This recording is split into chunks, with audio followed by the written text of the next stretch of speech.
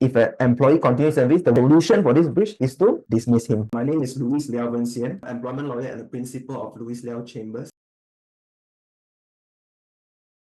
What does the law say about conflict of interest? The first principle, number one thing that you need to know before we talk about conflict of interest is this: the duty of obedience and fidelity. Fidelity means loyalty. So you must, as an employee, you have a duty of obedience and a duty of fidelity. If you are infidel, means you are not loyal. So you are cheating on the company. All employees owes the company a duty of obedience and fidelity. So in this book, it says this: the obligation to serve his master with good faith and fidelity arises out of necessary implication, which is deemed to be engrafted on each and every contract of service. The implied condition is recognized on account of realization on the need of full confidence between the employee and the employer, and this implied condition continues even after an employee has left the service. If an employee continues in service, the one of the obvious remedies for breach of faith is to dismiss him. Simply put, all employees owe the company a duty of good faith, meaning act with sincerity, act in good faith, not in bad faith, malicious intent, with bad intention. No, you act in good faith, act with loyalty towards your company. And why it says there's inherent, why they use the word implied, is because you don't even need to write this duty or write this term in the employment contract, and yet it exists. So every employer and employee, as long as you're in an employment relationship, even if your employment contract or employee handbook doesn't say that you must act in good faith for the company or you must act with loyalty to your company, even if it's not stated there, it is implied in all relationships. It's an implied term and condition of employment that you, as long you join me as my employee, you must act in good faith towards me, you must act with loyalty towards me. So when we talk about conflict of interest, whether there's a breach of this duty, while you are acting for somebody else's interest, while you're acting for your own interest more than the company's interest, you go back to this principle. This is the first principle that you must know. All employees owe the company a duty of obedience and fidelity.